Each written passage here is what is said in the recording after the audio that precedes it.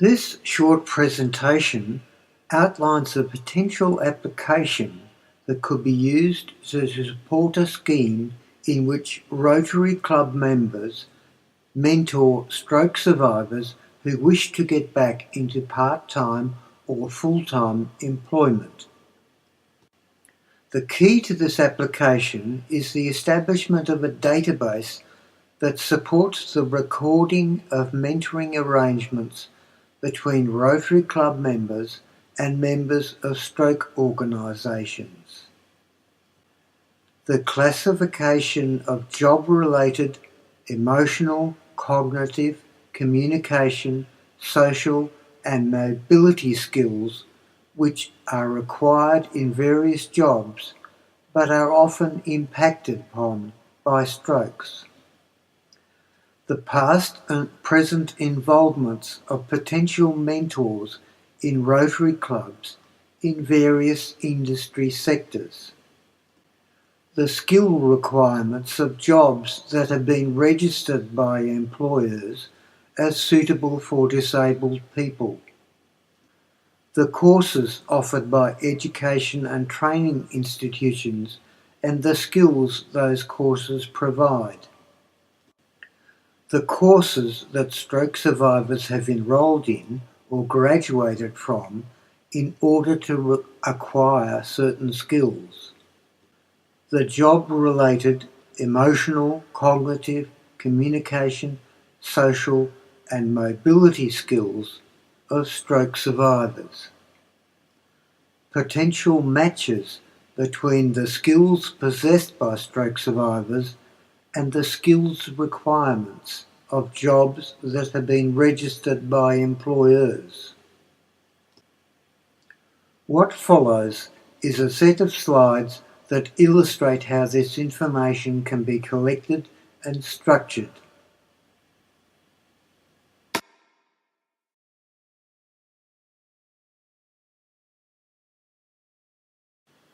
This part of the database supports the membership structures of both Rotary clubs and stroke organisations, such as the Stroke Association Victoria or stroke support groups, such as the Burundara Stroke Support Group. For example, it supports the following facts. Kew Rotary Club is a member of the Rotary District 9800. Bill Brown is a member of the Kew Rotary Club. Fred Nurk is a member of the BSSG.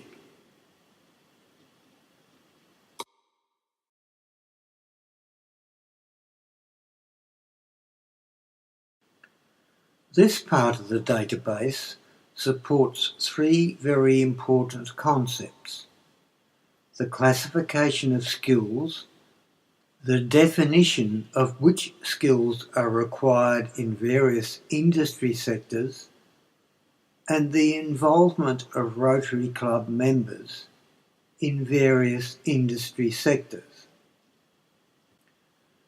Skill must be defined in terms of what people can or cannot competently do. In this example, we can define a job-related skill called restore furniture.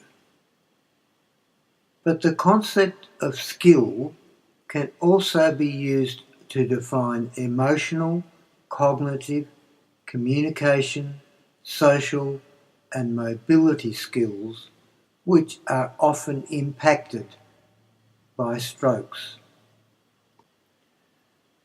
Industry sectors can be defined according to conventional economic classifications, but we can then define a set of industry skills that are important in specific industries.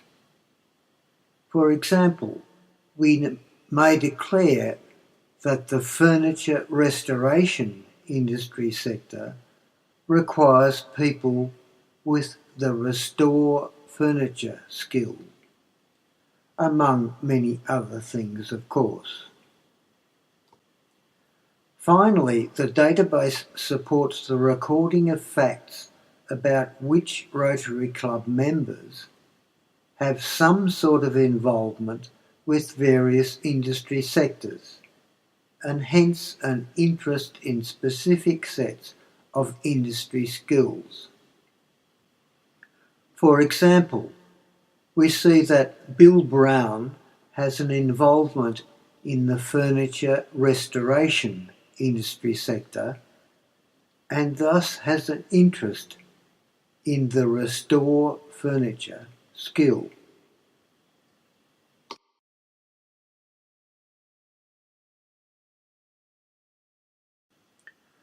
This slide identifies one possible skills classification scheme that could be used to support this system. It has been developed by an organisation called DISCO, the European Dictionary of Skills and Competences. According to the DISCO website, it is an online thesaurus that currently covers more than 104,000 skills and competence terms and approximately 36,000 example phrases. DISCO is one of the largest collections of its kind in the education and labour market. The DISCO thesaurus offers a multilingual and peer-reviewed terminology for the classification, description and translation of skills and competences. It supports the international comparability of skills and competences in applications such as personnel CVs and electronic portfolios, job advertisements and matching, and qualification and learning outcome descriptions. If we can get access to the definitions contained in the DISCO database, it would be ideal for this proposed system because it contains both domain-specific and non-domain specific skills and competences.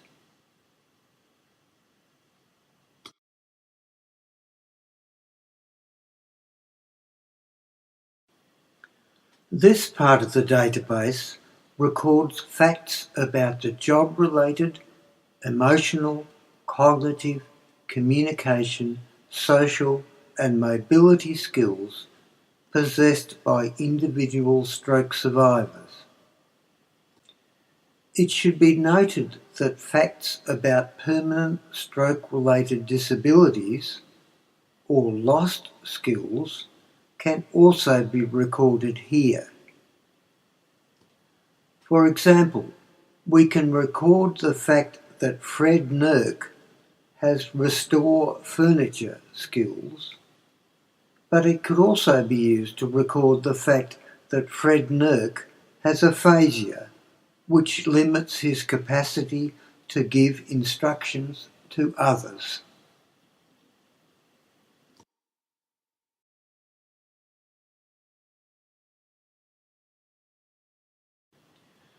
This part of the database allows decisions to be made about which Rotary Club members are best able to mentor particular stroke survivors based on the club members' involvement with a particular industry sector that requires skills that the stroke survivor already has or is interested in acquiring. So we can record facts such as Bill Brown has been assigned as a mentor of Fred Nurk because Fred has furniture restoration skills and Bill has an involvement with the furniture restoration industry sector. This mentoring relationship could be expected to be advantageous to Fred because he may be able to get advice on what he needs to do to get either part-time or full-time employment with an employer in that industry.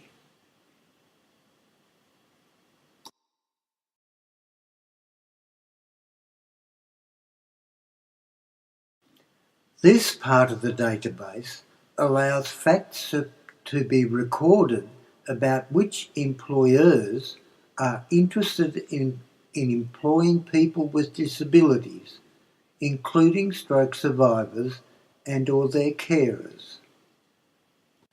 These employers would be encouraged to register jobs that may be suitable for people with disabilities. For example, Acme Proprietary Limited may have a furniture restoration job which they would like to fill with a person with disabilities.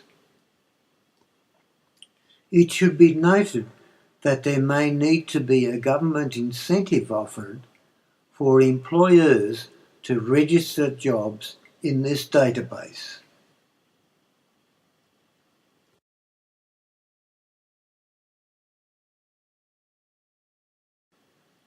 This part of the database allows facts to be recorded about what specific skills are required for a job that is registered in this database.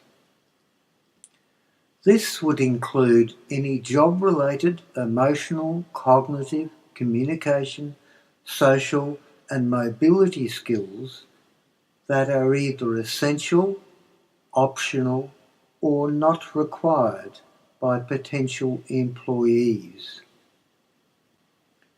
So in this case, Acme Proprietary Limited have specified that the restore furniture skill is mandatory for potential occupants of the furniture restorer job that is available in Boroondara.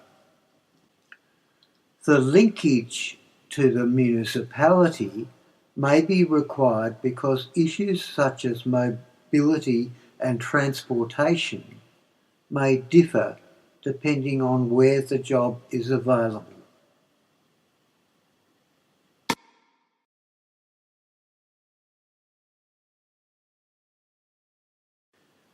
This part of the database allows the recording of facts about training institutions, the courses they provide, and the skills those courses are intended to create in graduates.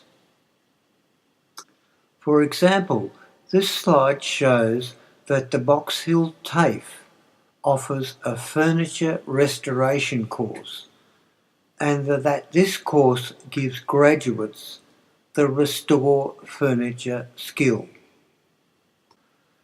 The setup of this part of the database would require the cooperation of training institutions, specifically their willingness to cross-reference the courses they offer with the skill classification scheme identified earlier.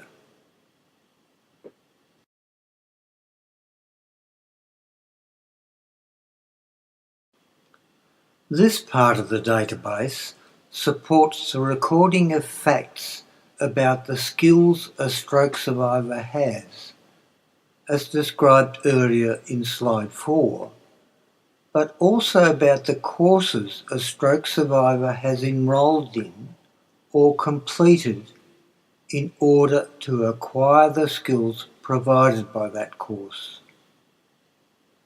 So in this case we can record the fact that Fred Nurk has enrolled in the furniture restoration course offered by Box Hill TAFE, and the fact that Fred Nurk now has restore furniture skills.